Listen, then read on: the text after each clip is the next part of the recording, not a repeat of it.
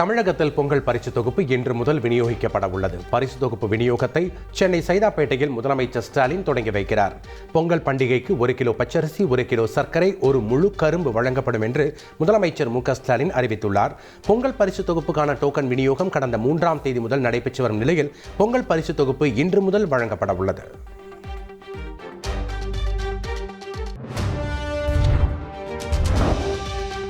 திருப்பதி திருமலையில் ஆயிரக்கணக்கான பக்தர்கள் குவிந்ததால் ஏற்பட்ட நெரிசலில் சிக்கி சேலத்தைச் சேர்ந்த பெண் உட்பட 6 பேர் பலியானது அதிர்ச்சியை ஏற்படுத்தியுள்ளது. வைகுண்ட ஏகாதசியை முன்னிட்டு இலவச டோக்கன்களை பெற 30,000க்கும் மேல் பக்தர்கள் திரண்டதால் கூட்டத்தை கட்டுப்படுத்த முடியாமல் போலீசார் திணறினர். அங்கு ஏற்பட்ட தள்ளுமுள்ளு மற்றும் கூட்ட நெரிசலில் சிக்கி சேலத்தைச் சேர்ந்த மல்லிகா என்ற பெண் உட்பட 6 பேர் உயிரிழந்தனர். 20 பேர் படுகாயமடைந்துள்ளனர்.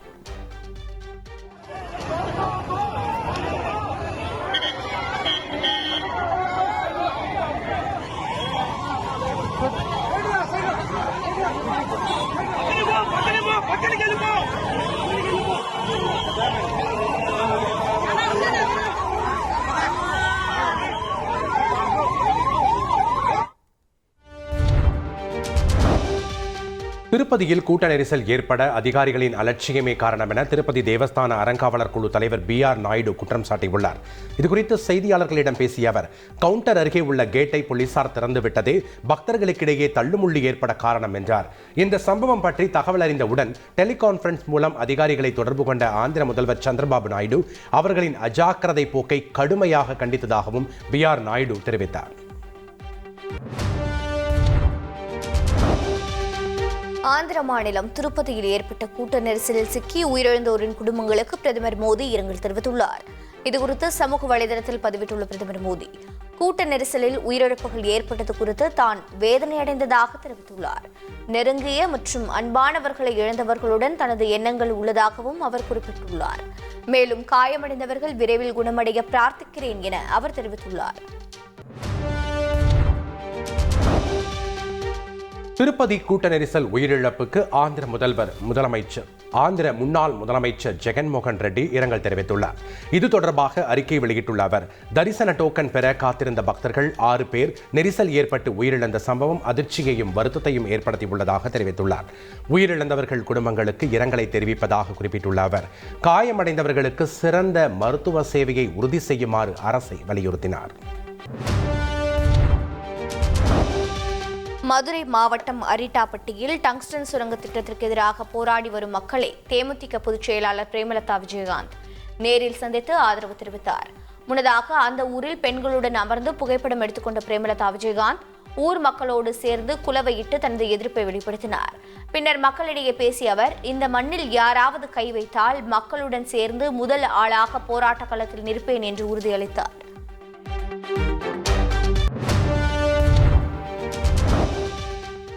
பெரியாருக்கும் சமூக நீதிக்கும் என்ன சம்பந்தம் உள்ளது என நாம் தமிழர் கட்சியின் தலைமை ஒருங்கிணைப்பாளர் சீமான் கேள்வி எழுப்பியது தமிழக அரசியலில் புயலை கிளப்பியுள்ளது.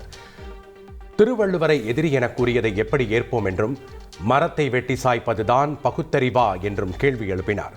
சமூக நீதிக்காக போராடியது தந்தை பெரியாரா அல்லது ஆனை முத்துவா என்றும் அவர் கேள்வி எழுப்பினார்.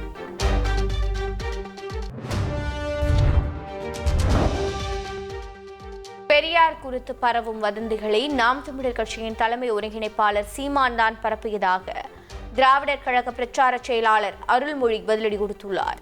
பெரியார் இயக்க மேடைகள் தான் சீமானுக்கு விளம்பரம் கொடுத்தது என கூறிய அருள்மொழி, பெரியாருக்கு எதிரான இழிவான பிரச்சாரங்கள் வதந்தி என்றும், இந்த வதந்தியை தோற்றுவித்தவரே சீமான் தான் என்பது தெரிகிறது என்றும் தெரிவித்தார்.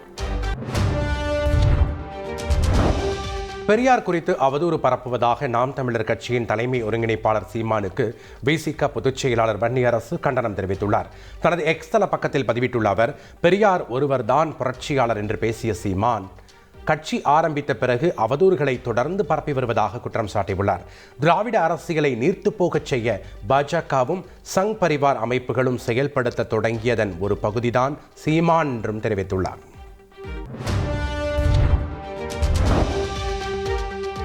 கம்யூனிஸ்டுகள் சுயநலவாதிகளாக மாறிவிட்டார்கள் என்று பேசிய திமுக துணை பொதுச் செயலாளர் ராசாவிற்கு இந்திய கம்யூனிஸ்ட் கட்சி எதிர்ப்பு தெரிவித்துள்ளது.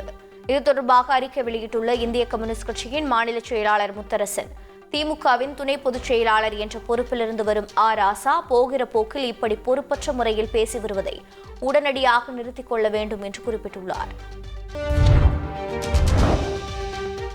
விக்கிரவாண்டி தனியார் பள்ளியில் சிறுமி உயிரிழந்த விவகாரத்தில் கைதான தாளாளர் உட்பட 3 பேரின் ஜாமீன் மனு தள்ளுபடி செய்யப்பட்டுள்ளது. பள்ளி தாளாளர் எமில்டா, முதல்வர் மினிக் மேரி, ஆசிரியை ஏஞ்சல் ஆகியோரின் ஜாமீன் மனுக்கள் விழுப்புரம் மாவட்ட முதன்மை அமர்வு நீதிமன்றத்தில் விசாரணைக்கு வந்தது. அப்போது அரசு தரப்பு வழக்கறிஞர் 3 பேருக்கும் ஜாமீன் வழங்கினால் சாட்சியங்களை கலைக்கலாம் என்று எதிர்ப்பு தெரிவித்தார். இருதரப்பு வாதங்களையும் கேட்டிருந்த மாவட்ட நீதிபதி மணிமொழி 3 பேரின் ஜாமீன் மனுக்களையும் தள்ளுபடி செய்தார். கள்ளக்குறிச்சி விஷச்சாராயம் விவகாரத்தில் விசாரணை கமிஷனின் பதவிக்காலம் நீட்டிக்கப்பட்டுள்ளது. கருணாபுரம் பகுதியில் கடந்த ஆண்டு விஷச்சாராயம் குடித்து 60க்கும் மேற்பட்டோர் உயிரிழந்த சம்பவம் பெரும் பரபரப்பை ஏற்படுத்தியது. இது தொடர்பாக முழுமையாக விசாரணை நடத்திட தமிழக அரசு அமைத்த ஓய்வு பெற்ற நீதிபதி கோகுல்தாஸ் கொண்ட ஒரு நபர் விசாரணை கமிஷனின் பதவிக்காலம் வரும் 31ஆம் தேதி வரை நீட்டிக்கப்பட்டுள்ளது. விஷச்சாராய சம்பவம் குறித்த வழக்கு ஏற்கனவே சிபிஐ விசாரணைக்கு மாற்றப்பட்டுள்ளது.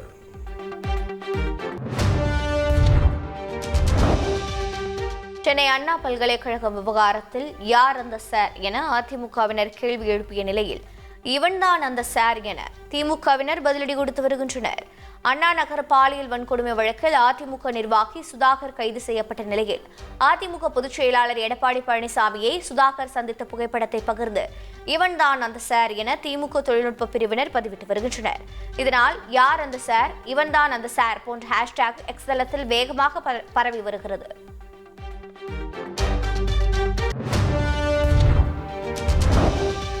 அண்ணா பல்கலைக்கழக வழக்கை சிபிஐ விசாரிக்க வேண்டும் என வலியுறுத்தி சென்னை தியாகராய நகரில் நடைபெற்ற பாஜக மையக்குழு கூட்டத்தில் தீர்மானம் நிறைவேற்றப்பட்டுள்ளது. கூட்டத்தில் பாஜக மாவட்ட தலைவர் தேர்தல் மற்றும் ஈரோடு கிழக்கு தொகுதி தேர்தல் தொடர்பாக ஆலோசனை நடைபெற்றது. இந்த கூட்டத்தில் தமிழ்நாட்டில் சட்டம் ஒழுங்கு சரியில்லை, பெண்களுக்கு பாதுகாப்பு இல்லை எனவும் அண்ணா பல்கலைக்கழக சம்பவத்தை சிபிஐ விசாரிக்க வேண்டும் எனவும் தீர்மானம் நிறைவேற்றப்பட்டது.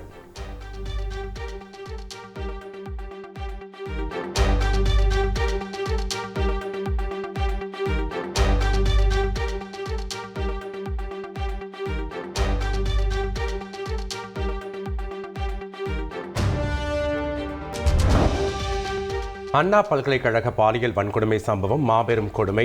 இந்த விவகாரத்தில் தயவு காட்டாமல் உச்சபட்ச நடவடிக்கை எடுக்கப்படும் என சட்டப்பேரவையில் முதலமைச்சர் ஸ்டாலின் தெரிவித்துள்ளார். பாதிக்கப்பட்ட பெண்ணுக்கு நியாயம் பெற்று தருவோம் என்றும் அவர் கூறினார்.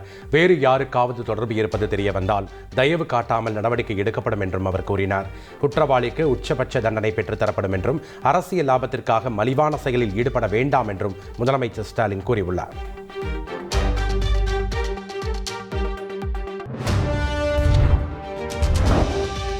அண்ணா பல்கலைக்கழக மாணவி பாலியல் வன்கொடுமை சம்பவத்தை கண்டித்து போராட்டம் நடத்த அனுமதி கோரிய போது அனுமதிக்காத காவல்துறை ஆளுநருக்கு எதிராக ஆளுங்கட்சியினர் போராட்டம் நடத்த அனுமதித்துள்ளதாக குற்றம் சாட்டி பாமக கொள்கை பரப்பு செயலாளர் சேகர் என்பவர் சென்னை உயர்நீதிமன்றத்தில் மனு தாக்கல் செய்துள்ளார். விதிமீறலில் ஈடுபட்டதாக சென்னை மாநகர காவல் ஆணையருக்கு எதிராக நடவடிக்கை எடுக்க கோரிய இந்த மனு நீதிபதி வேல்முருகன் முன் விசாரணைக்கு வந்தது. அப்போது பாமக தரப்பில் விடுத்த கோரிக்கையை ஏற்று வழக்கின் விசாரணை ஜனவரி 10ஆம் தேதிக்கு தள்ளி வைக்கப்பட்டது. யுஜிசி விதிகளின் சட்ட திருத்தத்திற்கு கண்டனம் தெரிவித்துள்ள அதிமுக எம்பி சி.வி. சண்முகம் உண்மையிலேயே தமிழகத்தின் மீது அக்கறை இருந்தால் திமுக அரசு போராட்டம் நடத்த வேண்டும் என்று வலியுறுத்தியுள்ளார். விழுப்புரத்தில் செய்தியாளர்களிடம் பேட்டியளித்த அவர் திமுக ஆட்சிக்கு வரும்போதெல்லாம் தமிழகத்தின் உரிமைகள் பறிக்கப்பட்டு வருகிறது என்று குற்றம் சாட்டினார். யுஜிசி விதிகளில் திருத்தம் செய்யப்பட்டுள்ளதன் மூலம் மாநில உரிமைகள் பறிக்கப்பட்டுள்ளதாகவும் அவர் குற்றம் சாட்டினார். இடைத்தேர்தல் நடைபெறவுள்ள ஈரோடு கிழக்கு தொகுதிக்குட்பட்ட சோதனைச் சாவடிகளில் போலீசார் தீவிரமாக வாகன சோதனை செய்து வருகின்றனர். உரிய ஆவணங்கள் இல்லாமல் பணம் எடுத்துச் செல்லுதல், வாக்காளர்களுக்கு வழங்க பரிசுப் பொருட்கள் எடுத்துச் செல்லுதல் போன்றவற்றை தடுக்கும் வகையில் 3 பறக்கும் படைகள் மற்றும் 3 நிலை கண்காணிப்பு குழுக்கள் அமைக்கப்பட்டுள்ளன. வாகனங்களில் எடுத்து செல்லப்படும் பொருட்களுக்கு ரசீது போன்ற ஆவணங்கள் உள்ளதா என போலீசார் சோதனை செய்கின்றனர். ஈரோடு கிழக்கு தொகுதியில் வேட்புமனு தாக்கல் நாளை தொடங்க உள்ள நிலையில் மாநகராட்சி அலுவலகத்திற்கு செல்லும் வழியில் 100 மீட்டர் தொலைவில் எல்லைக்கோடு வரையும் பணி நடைபெற்றது. மாநகராட்சி அலுவலகத்திற்கு முன்பு உள்ள பிரதான சாலைகளில் 100 மீட்டர் தொலைவில் எல்லைக்கோடுகள் வரையும் பணியில் மாநகராட்சி பணியாளர்கள் ஈடுபட்டனர். வேட்புமனு தாக்கல் செய்ய வரும் அரசியல் கட்சியினர் தங்களுடைய வாகனங்களை 100 மீட்டருக்கு அப்பால் நிறுத்திவிட்டு வர வேண்டும் என்ற தேர்தல் நடத்தை விதியை பின்பற்றும் வகையில் இந்த எல்லைக்கோடு வரையப்படுகிறது. காரைக்கால் மீனவர்கள் 10 பேரை கைது செய்துள்ள இலங்கை கடற்படை ஒரு படகை பறிமுதல் செய்துள்ளது. நெடுந்தீவு அருகே மீன்பிடித்துக் கொண்டிருந்த போது அங்கு ரோந்து கப்பலில் வந்த இலங்கை கடற்படை மீனவர்களை கைது செய்துள்ளது. கடற்படை முகாமிற்கு அழைத்து செல்லப்பட்டு அவர்களிடம் விசாரணை நடைபெற்று வருகிறது. விசாரணைக்கு பிறகே அவர்கள் விடுவிக்கப்படுவார்களா அல்லது சிறையில் அடைக்கப்படுவார்களா என்பது தெரியவரும்.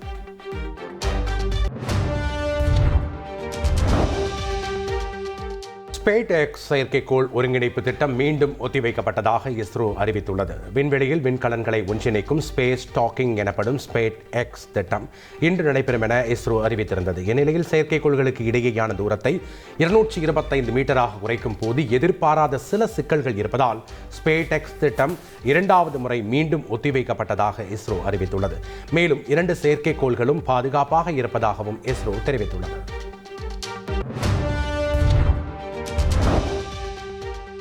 ஆந்திராவை புதிய கால நகரமயமாக்கலுக்கு உதாரணமாக மாற்ற விரும்புவதாக பிரதமர் மோடி தெரிவித்துள்ளார். ஆந்திர மாநிலம் விசாகப்பட்டினத்தில் 2 லட்சம் கோடி ரூபாய் மதிப்பிலான திட்டங்களை பிரதமர் மோடி தொடங்கி வைத்தார். நிகழ்ச்சியில் பேசிய பிரதமர், ஆந்திர மாநிலம் அதன் புதுமையான உணர்வின் காரணமாக தகவல் தொழில்நுட்பம் மற்றும் தொழில்நுட்பத்திற்கான முக்கிய மையமாக திகழ்வதாக தெரிவித்தார். 2047ஆம் ஆண்டுக்குள் ஆந்திர மாநிலத்தை $2.5 டிரில்லியன் பொருளாதாரமாக மாற்ற இலக்கு வைத்துள்ளதாக குறிப்பிட்டார். கர்நாடக மாநிலத்தில் நக்சல் இயக்கத்தை சேர்ந்த 6 பேர் அம்மாநில முதலமைச்சர் சித்தராமையா முன்பு சரணடைந்தனர். இது கர்நாடகாவில் நக்சல் போராட்ட பாதைக்கு முற்றுப்புள்ளி வைக்கும் முக்கிய நிகழ்வாக பார்க்கப்படுகிறது. தாங்கள் ஜனநாயக சமூகத்தில் இணைந்து மக்களுக்காக வாழ நினைப்பதாகவும் அரசு தங்களது கோரிக்கைகளை நிறைவேற்ற வேண்டும் எனவும் அவர்கள் தெரிவித்தனர். சரணடைந்தவர்கள் வைத்துள்ள கோரிக்கைகளை பரிசீலிப்பதாகவும் அவர்களுக்கு மறுவாழ்வுக்கு தேவையான நடவடிக்கைகள் மேற்கொள்ளப்படும் என்றும் அரசு தெரிவித்துள்ளது. அமெரிக்காவின் லாஸ் ஏஞ்சல்ஸ் நகரின் கடற்கரை பகுதியில் ஏற்பட்ட காட்டுத்தீ அச்சுறுத்தலை ஏற்படுத்தியுள்ளது. சுமார் 1000 ஏக்கர் பரப்பில் காட்டுத்தீ பற்றி எரிந்து வரும் நிலையில் தீயணைப்பு வீரர்கள் தீயை அணைக்க போராடி வருகின்றனர். இந்த காட்டுத்தீயால் ஏற்பட்ட தீப்பிழம்புகளால் அருகில் உள்ள நூற்றாண்டுகள் பாரம்பரியமிக்க யூத கோவில் சேதமடைந்ததாகவும் 400 குடும்பங்கள் பாதுகாப்பான இடங்களுக்கு அனுப்பப்பட்டுள்ளதாகவும் தகவல் வெளியாகியுள்ளது.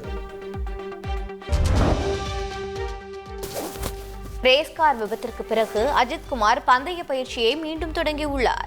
துபாய் 24H பந்தய போட்டிக்காக பயிற்சியில் ஈடுபட்டு வரும் நடிகர் அஜித்குமார் விபத்தில் சிக்கினார். பயிற்சியின் போது கட்டுப்பாட்டை இழந்த கார் சாலை தடுப்பில் மோதியது. விபத்தில் அதிர்ஷ்டவசமாக அஜித்குமார் காயமின்றி தப்பினார். இந்நிலையில் அஜித்குமார் பந்தயத்திற்கான பயிற்சியில் மீண்டும் ஈடுபட்டுள்ளார். அஜித்தும் அவருடைய அணியினரும் வரும் 11 மற்றும் 12 தேதிகளில் நடைபெறும் கார் பந்தய போட்டிகளில் பங்கேற்க உள்ளனர். வேலூர் மாவட்டம் குடியாத்தம் அருகே பொங்கல் சிறு சேமிப்பு திட்டம் பெயரில் சீட்டு நடத்தி கோடிக்கணக்கில் மோசடி செய்ததாக புகார் எழுந்துள்ளது. குடியாத்தம், கேவிக்குப்பம், பேர்ணாம்பட்டு உள்ளிட்ட பகுதிகளைச் சேர்ந்த 2000க்கும் மேற்பட்டோர் பணத்தை முதலீடு செய்த நிலையில் கடந்த சில நாட்களாக பொருட்களை தராமல் கடையையும் மூடி வரதராஜ் தலைமறைவாகிவிட்டதாக கூறப்படுகிறது. இதனால் பணத்தை இழந்த மக்கள் குடியாத்தம் காவல் நிலையத்தில் புகார் அளித்துள்ளனர்.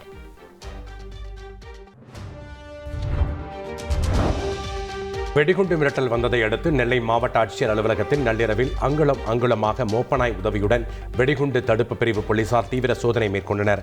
வெடிகுண்டு மிரட்டல் புரளி என்பதை உறுதி செய்த போலீசார் இதுகுறித்த விசாரணையை தீவிரப்படுத்தினர். இந்த சம்பவம் தொடர்பாக நெல்லைப்பேட்டையைச் சேர்ந்த சையத் முகமது என்பவரை பிடித்து போலீஸ் விசாரணை மேற்கொண்டு வருகின்றனர். ராணிப்பேட்டை அருகே கர்நாடக அரசு பேருந்தும் 2 லாரிகளும் மோதி விபத்திற்குள்ளானது. 4 பேர் உயிரிழந்தது அதிர்ச்சியை ஏற்படுத்தியுள்ளது. இந்த விபத்தில் படுகாயமடைந்த 35க்கும் மேற்பட்டோர் மருத்துவமனையில் அனுமதிக்கப்பட்டு சிகிச்சை பெற்று வருகின்றனர். விபத்து காரணமாக சாலையில் காய்கறி மூட்டைகள் சிதறியதால் போக்குவரத்து முற்றிலுமாக துண்டிக்கப்பட்டது. தகவலறிந்த ராணிப்பேட்டை காவல் கண்காணிப்பாளர் விவேகானந்தா சுக்லா சம்பவ இடத்தை நேரில் ஆய்வு செய்து விசாரணை மேற்கொண்டார்.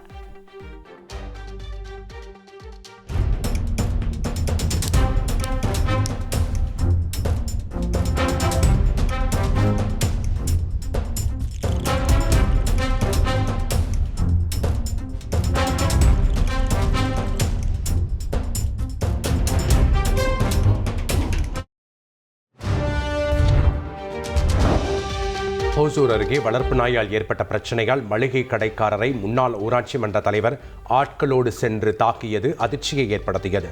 பாகலூர் ராஜீவ்காந்தி நகர் பகுதியைச் சேர்ந்தவர் வேணுகோபால்.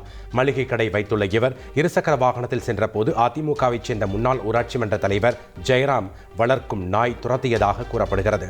இதுகுறித்து ஜெயராமின் மனைவியிடம் எச்சரிக்கை விடுத்ததால் இருவருக்கும் இடையே தகராறு ஏற்பட்டுள்ளது. இதுகுறித்து தகவல் அறிந்த ஜெயராமன் ஆதரவாளர்களோடு மளிகை கடைக்கு சென்று வேணுகோபாலை சரமாரியாக தாக்கியுள்ளார். அவரது மனைவிக்கும் காயம் ஏற்பட்டுள்ளது.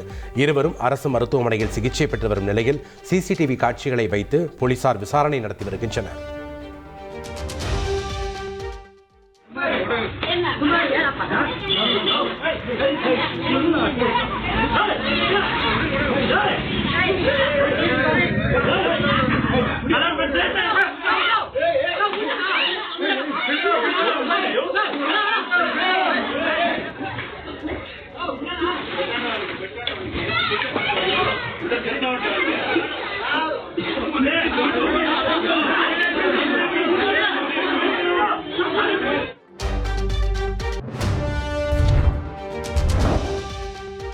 கர்நாடக மாநிலம் கெப்பல் அருகே தீப்பற்றியிருந்த வீட்டிற்குள் அயர்ந்து தூங்கிக் கொண்டிருந்த குடும்பத்தினரை வளர்ப்பு நாய் காப்பாற்றியது நிகழ்ச்சியை ஏற்படுத்தியுள்ளது. வீடு தீப்பிடித்ததை பார்த்த வளர்ப்பு நாய் ஆபத்தை உணர்த்தும் வகையில் குறைத்து வீட்டின் உரிமையாளரை எழுப்பியுள்ளது.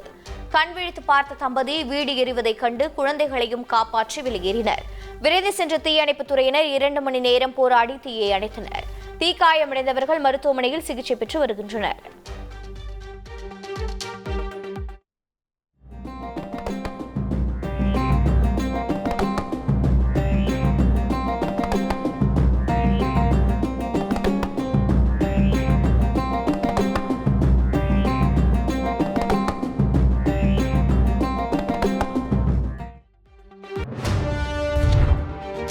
செங்கல்பட்டு மாவட்டம் மதுராந்தகம் அருகே திருடர்களை கிராம மக்கள் ட்ரோன் கேமரா மூலம் துரத்தி பிடித்த சம்பவம் பரபரப்பை ஏற்படுத்தியுள்ளது.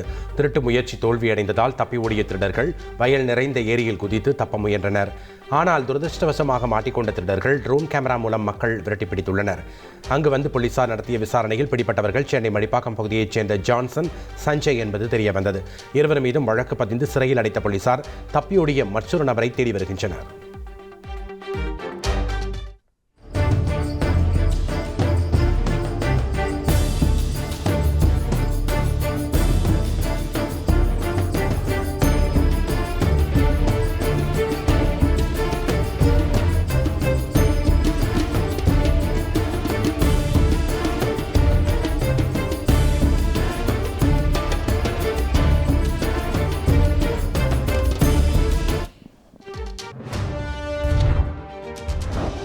திருச்செந்தூரில் காணப்படும் மணல் பாறைகளை அதிகாரிகள் ஆய்வு செய்ய வேண்டும் என கோரிக்கைகள் எழுந்துள்ளன.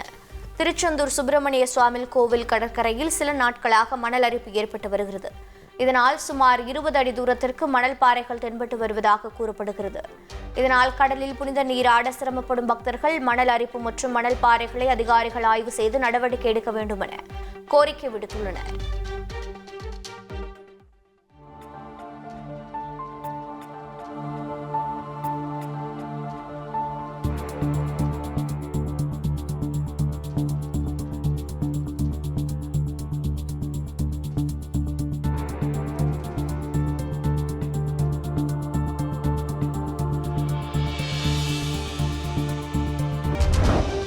வாழ்வாதாரத்திற்காக வழங்கிய ஆடுகளை விற்கவோ வெட்டி சாப்பிடவோ கூடாது என்று செங்கல்பட்டு மாவட்ட ஆட்சியர் அருண்ராஜ் அறிவுறுத்தியுள்ளார். திருப்பூரூர் அடுத்த ஆலத்தூர் பகுதியில் வசிக்கும் மக்களை நேரில் சந்தித்து அவர்களது வாழ்வாதாரத்திற்காக தலா 2 ஆடுகளை வழங்கிய அவர் இவ்வாறு கூறினார். முன்னதாக ஆட்சியர் அருண்ராஜுக்கு அப்பகுதி மக்கள் மாலை அணிவித்து ஆரத்தி எடுத்து உற்சாக வரவேற்பளித்தனர்.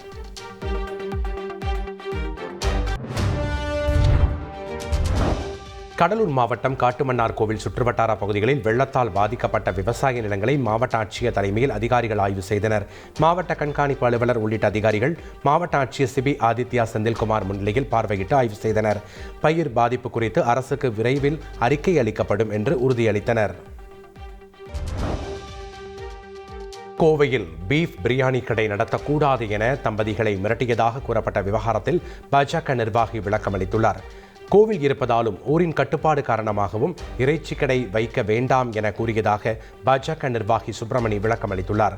உடையாம்பாளையத்தைச் சேர்ந்த ரவி அபிதா தம்பதியிடம் பாஜக நிர்வாகி வாக்குவாதம் செய்யும் வீடியோ சமூக வலைதளங்களில் பரவிய நிலையில் இந்த விளக்கம் அளித்துள்ளார்.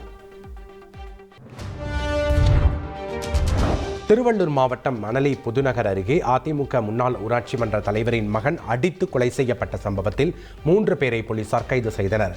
பழைய நாப்பாளையத்தைச் சேர்ந்த பிரசாந்த், அகிலன், ரவீந்திரகுமார் ஆகிய 3வரையும் போலீசார் கைது செய்துள்ளனர். மதுபோதையில் ஏற்பட்ட தகராறில் விக்கி என்ற ராயப்பனை அடித்து கொண்டதாக கைதான 3வரும் போலீசில் வாக்குமூலம் அளித்துள்ளனர்.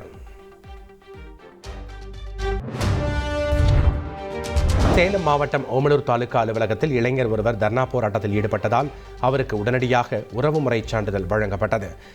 ஓமலூர் தாலுகா அலுவலகத்தில் விண்ணப்பம் கொடுத்திருந்த அவர் 2 நாட்களாக தாலுகா அலுவலகம் சென்றும் சான்றிதழ் கிடைக்காததால் வட்டாட்சியர் அறையில் தர்ணாவில் ஈடுபட்டார். இதனையடுத்து அலுவலக ஊழியர்கள் அவரை சேலம் மாவட்ட ஆட்சியர் அலுவலகத்தில் நடைபெற்ற கூட்டத்தில் இருந்த வட்டாட்சியர் ரவிக்குமாரிடம் கையெழுத்து வாங்கி கொடுத்தனர். திருச்சி மாவட்டம் மணப்பாலை அருகே 100 நாள் வேலைக்கு சென்று மாயமான மூதாட்டியை மோப்பனாய் உதவியுடன் போலீசார் தேடி வருகின்றனர். ஆனால் மோப்பனாய் செட்டிக்குளம் ஆற்றுவாரி வழியாக ராமரெட்டிப்பட்டிக்கு சென்று நின்றுவிட்டது.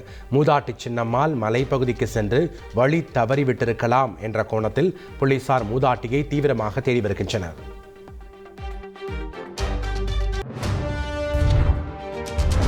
ஜல்லிக்கட்டு காளைகளை அழகுபடுத்தும் பாரம்பரிய ஜல் மணிமாலைகள் வாங்குவதற்காக சிவகங்கை மாவட்டத்தில் உள்ள சிங்கம்புணரிக்கு காளையின் உரிமையாளர்கள் படையெடுத்துள்ளனர். ஜல்லிக்கட்டு போட்டியில் பங்கேற்கும் காளைகளை அழகுபடுத்தவும் தங்களின் குல வழிபாட்டிற்காகவும் முதன்மையாக விளங்குவது காளையின் கழுத்தில் கட்டப்படும் ஜல் மணிமாலை. இந்த மணிமாலை சிங்கம்புணரியில் தயார் செய்யப்பட்டு தமிழகம் முழுவதும் அனுப்பி வைக்கப்படுகிறது. முதலில் அந்த பகுதியில் உள்ள சேவுக பெருமாள் ஐயனார் கோவில் காளைகளுக்கு மணி மாலைகள் கட்டத் தொடங்கினர்.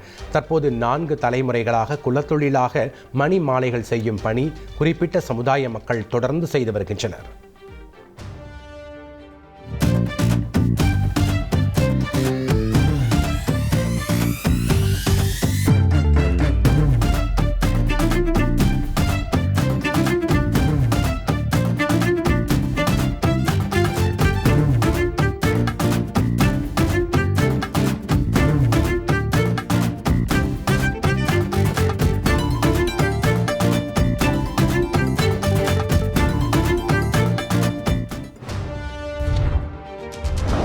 நடிகை ஹனி ரோஸ் அளித்த புகாரில் நகைக்கடை உரிமையாளரும் தொழிலதிபருமான பாபி செம்மனூர் கைது செய்யப்பட்டார். தன்னை குறித்து வசதி படைத்த ஒருவர் தேவையில்லாமல் பொதுவெளியில் களங்கப்படுத்தி வருவதாக அண்மையில் ஹனி ரோஸ் குற்றம் சாட்டியது அதிர்வலைகளை உண்டாக்கியது. இது தொடர்பாக முதலமைச்சர் பினராயி விஜயன் மற்றும் டிஜிபியிடமும் ஹனி ரோஸ் புகார் அளித்திருந்த நிலையில் புகாருக்குள்ளான பிரபல நகைக்கடை தொழிலதிபர் பாபி செம்மனூரை வயநாடு எஸ்டேட்டில் வைத்து போலீசார் கைது செய்தனர். இந்நிலையில் தனது சமூக வலைதள பக்கத்தில் கேரள முதல்வருக்கும் அதிகாரிகளுக்கும் நன்றி தெரிவித்து ஹனி ரோஸ் பதிவிட்டுள்ளார். சென்னை அரசு ஸ்டான்லி மருத்துவமனையில் தவறான சிகிச்சை அளித்ததால் பெண் இறந்துவிட்டதாக புகார் எழுந்துள்ளது. காய்ச்சல் காரணமாக அனுமதிக்கப்பட்ட வியாசர்பாடியைச் சேர்ந்த ருக்மணி ஸ்கேன் பிரிவுக்கு அழைத்துச் செல்லப்பட்ட போது ஊழியர்கள் தூங்கிக் கொண்டிருந்ததாகவும் குளுக்கோஸ் ஏற்றும் போது கையில் இருந்து ரத்தம் குளுக்கோஸ் பாட்டிலுக்கு சென்றதாகவும் உறவினர்கள் குற்றம் சாட்டினர். இதனை வீடியோ எடுத்த போது காவலாளிகள் மிரட்டி வீடியோவை நீக்க வைத்ததாகவும் குமுறினர். இறுதியாக போலீசார் சமரச பேச்சுவார்த்தையில் ஈடுபட்டதை தொடர்ந்து ருக்மணி உடலை வாங்கிச் சென்றனர்.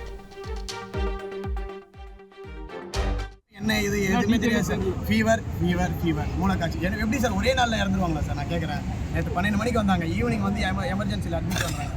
டெஸ்ட் ரிப்போர்ட் எதுவுமே எங்களுக்கு தெரியாது சார். ட்ரீட்மெண்ட் டீட்டெயில் கேட்குறீங்களா? ட்ரீட்மெண்ட் டீட்டெயில் கூட வாங்கிக்கலாம் சார். தப்பான ட்ரீட்மெண்ட் பண்ணதுனால சார் எல்லாமே இப்போ இங்கே நார்மலாக எல்லாருக்குமே தெரியும் சார். பிளட் ரிட்டர்ன் ஆச்சுன்னா என்ன ஆகும் சார்? கடலூர் மாவட்டம் லால்புரம் ஊராட்சியை சிதம்பரம் நகராட்சியோடு இணைப்பதற்கு எதிர்ப்பு தெரிவிக்கும் லால்புரம் ஊராட்சி கிராம மக்கள் தமிழக துணை முதலமைச்சர் உதயநிதி ஸ்டாலினுக்கு தபால் மூலம் தங்களது கோரிக்கை கடிதத்தை அனுப்பி வைத்தனர். 100க்கும் மேற்பட்ட கிராம பெண்கள் சிதம்பரம் வடக்கிரத வீதியில் உள்ள தலைமை தபால் நிலையம் முன்பு ஒன்று குவிந்து இந்த நூதன போராட்டத்தில் ஈடுபட்டனர். மேலும் தங்கள் பகுதியில் செல்லக்கூடிய பாசன வாய்க்கால்கள் சாக்கடையாக மாறும் அவலநிலை ஏற்பட்டுள்ளதாகவும் அவர்கள் குற்றம் சாட்டினர். பல்லடம் அருகே முட்டை ஏற்றிச் சென்ற வேன் ஒன்று சாலையில் கவிழ்ந்து விபத்திற்குள்ளானது. நாமக்கல் மாவட்டத்தைச் சேர்ந்தவர் நந்தகுமார்.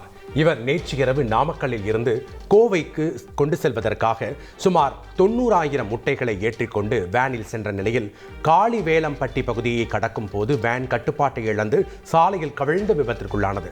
தகவல் அறிந்து வந்த போலீசார் கிரேன் உதவியுடன் சுமார் 1 மணி நேர போராட்டத்திற்கு பின்னர் விபத்திற்குள்ளான வேனை அப்புறப்படுத்தினர். 4,5 லட்சம் ரூபாய் மதிப்பிலான முட்டைகள் இந்த விபத்தில் சேதமானதாக தெரிய வந்துள்ளது.